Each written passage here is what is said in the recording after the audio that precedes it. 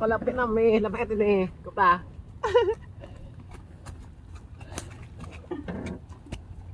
Nặng quá. Thôi. Sao? Bỏ xuống. Nặng, bỏ xuống đất rồi. Nặng quá. Cháu không nổi hả? Cháu Việt Nam này. Đây cháu phải đó này. Cho lên này.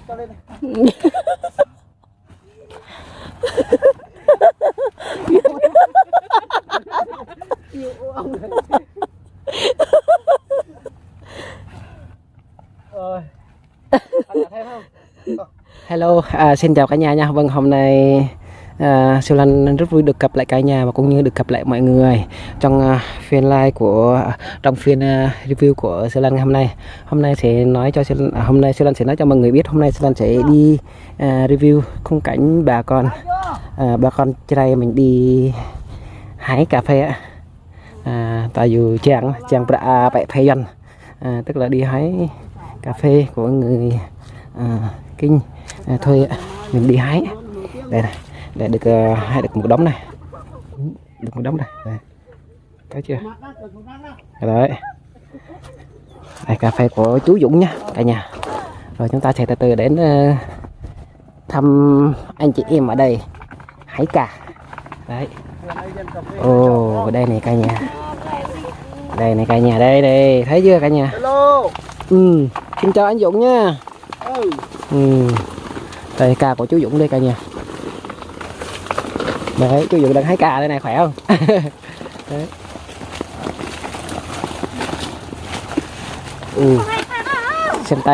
Xem tay chú Dũng hả? Hái nhanh chưa kìa? Không phải chú mà là anh chứ, quên. Gọi chú mà anh Dũng buồn luôn. Đây. Phê.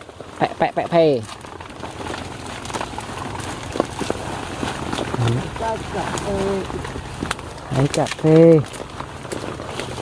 Mùa này là mùa hái cà rồi cả nhà. Đấy, chị này là chưa có chồng nhá cả nhà. Chị này đang thèm chồng lắm.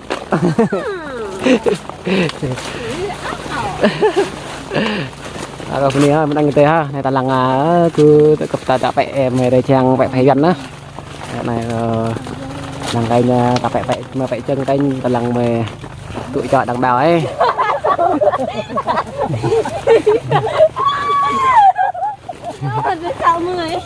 Lệ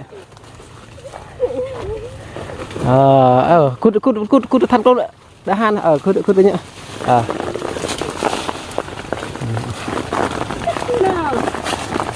Hái cà bên này vui lắm rồi. Sắp có tiền rồi. Đúng rồi.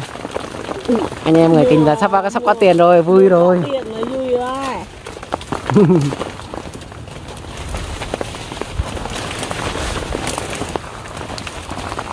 Mọi người xem tay anh Dũng hái này, nhanh quá mất đấy.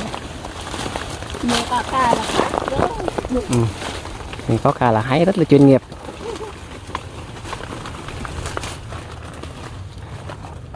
Rồi xong rồi, đây nè, tôm này nè. Tôm này. Đó.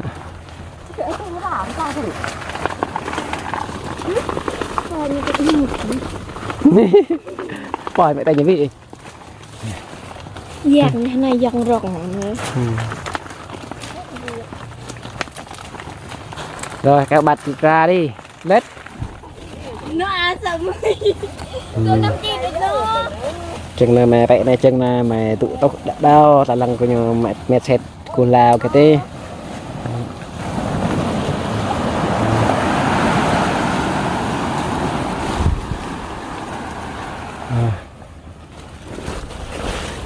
Tiếp tục anh em nhặt lá. Lùm lá lùm tiền. Lùm lá lùm tiền. Anh Dũng nói là lùm lá lùm tiền. Vườn của anh đây được mấy sao nhà anh? 7 sao. 7 sao? Tới chỗ ở đám dưới ruộng kia luôn hả?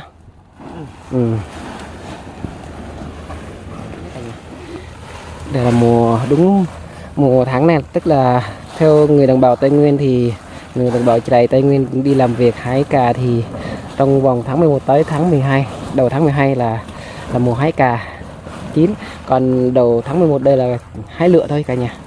Đây thì mình đi làm thuê của anh Dũng.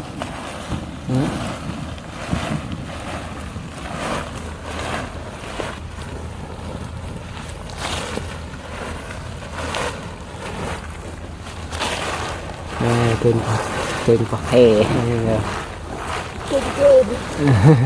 bên trên và nhặt này dàn trên bên trên và nhặt nhặt đó bạn.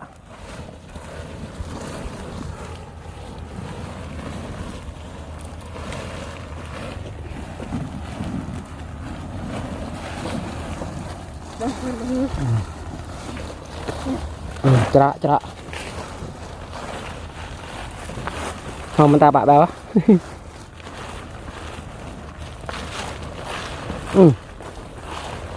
anh dùng nhặt lá nhanh cả nhà đây, một mình anh nhặt một đống to thế này này, thấy nè.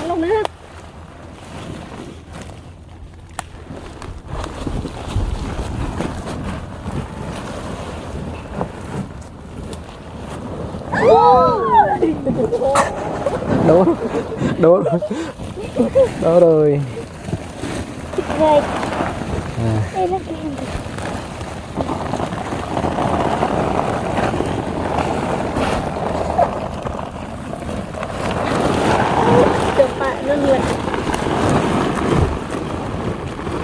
Tao mất.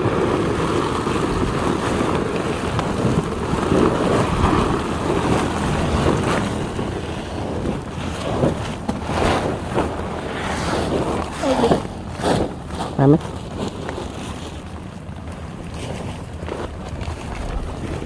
Bỏ lại.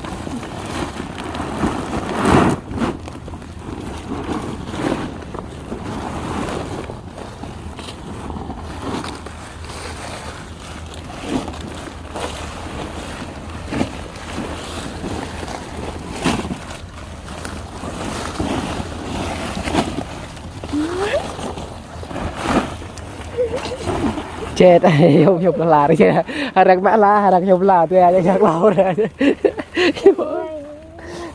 đang bật lầm là đang chụp là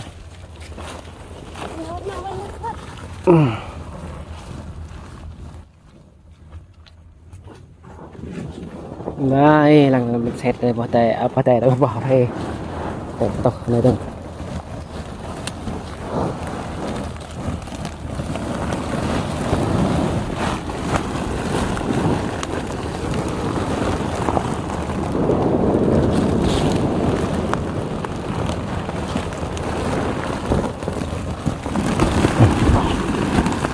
cắt lọc hả bảo hả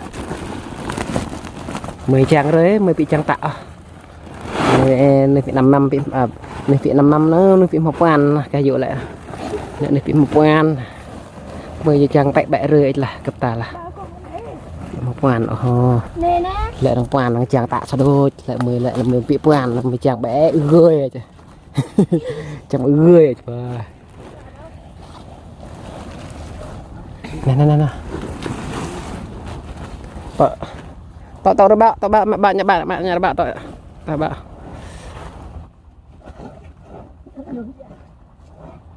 ở cà bò đấy hết còn là hấp lá ít nữa mà mày hấp lá ít nữa cái hấp lá cái đá mai nữa nè chủ vườn đang nhặt đám này là cũng là có thể đổ hết vô bao rồi.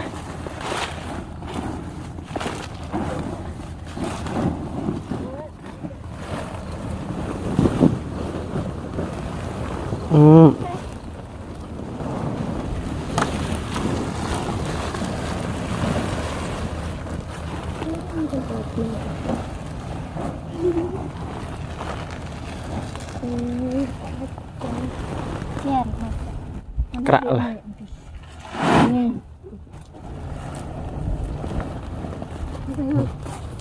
xong không đông đâu đây anh em một tay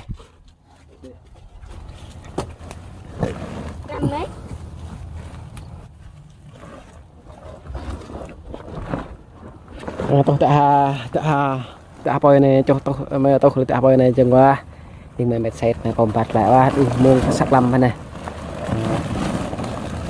nó bẹ rồi nó hoặc là mình cũng nói cho nên cả dân mà bẹ dân chỗ anh để bẹ dân bò nữa bò cho vườn chỗ anh ha bò xe chỗ anh lẹ hơn như bị tao có là một cành bị đâm tụ cái đấy nhỉ.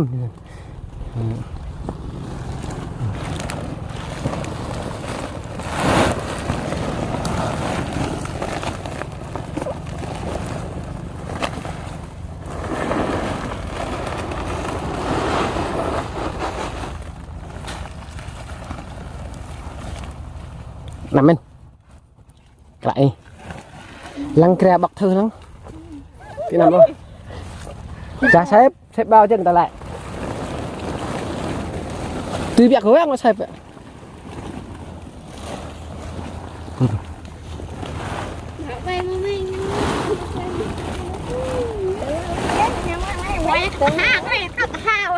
quay ta hạp thôi hà cái kè ta hà cho bây giờ cả một cười dụ lại cả một cười dụ lại đây này cả một cười anh nhung là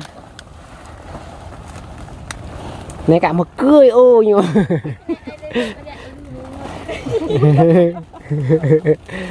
cặp bạt đây cặp chừng bạt đây thằng nào rồi tao nói cặp ta câu review của ta chỉ người bạn dàn vẽ phê đó anh hiểu ngoài nữa này dân có chấp có bảy chân nữa nữa và chủ vườn cho phép siêu lan quay siêu lan chủ vườn cho phép siêu lan review lại cảnh 2K hôm nay cả nhà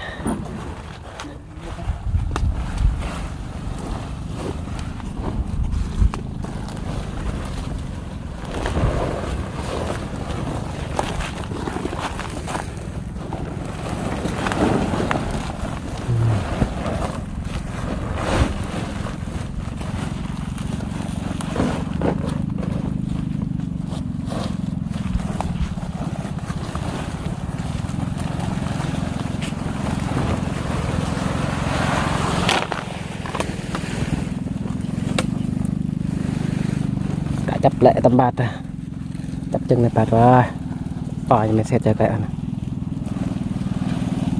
chàn bẹ rồi này bẹ là chàn do có bị mà mùng mặt quay nó giờ dành lên tăng chân tăng lẽ nó quay về ta lằng quay nhau ngoài đi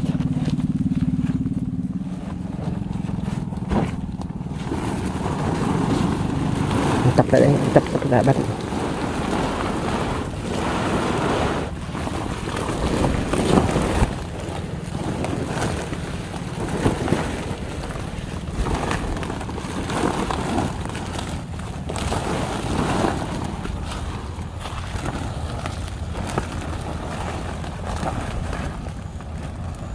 vừa có lắm này tầm mẹ lũ quả kịt và mặt lại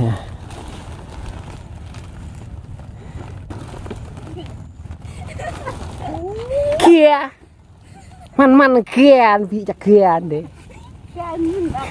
này là kia để chơi al kia đấy này kia uy này kia uy này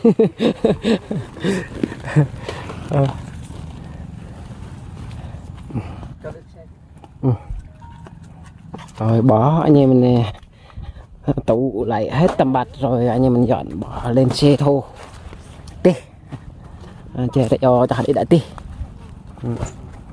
đi hoa này tạo rong vườn tạo rong nó cành mà vẽ nó vườn tạo rong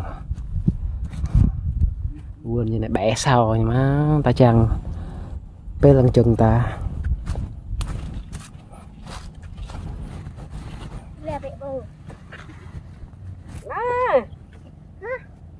ini metang itu kau tengah betul tak nawa bye bye kaptai ini kapta mau lang kan je tu koi còn mà quay review phê mười re trang bẹ phê dân á chừng này đúng mông mê lẽ này bà mông kèm này mê betul mê làm công mê bị làm tạo mê bị bẹ tạo bị nắm ta pran camera tung cầu rau hoa chú pran đi đây khỏe đấy không dặn dừa đâu anh Dũng không dặn dừa đâu quen mà quen bóc cà mà khỏe thật cần em giúp không đây đây nè em quay lên quay còn nó cũng nhấc nhấc nha Nó. Nè. Bao đi, hai bao.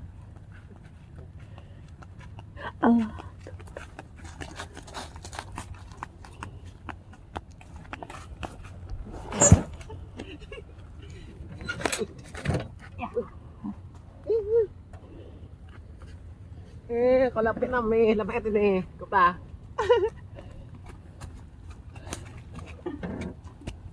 Nặng quá. Thôi. Sao? Bỏ xuống. Nặng, bỏ xuống đất này. Nặng quá. Cháu không nói hả? À, chào Việt Nam này. Đây chào đây này. Cho lên này.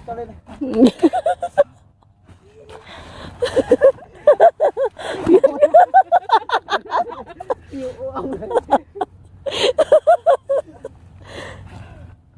Rồi. Anh đã thêm không? Một ba đấy. Còn mấy cô đã về mai bới đi nhá. Hả? Cô đó. Mai bới đi nhá.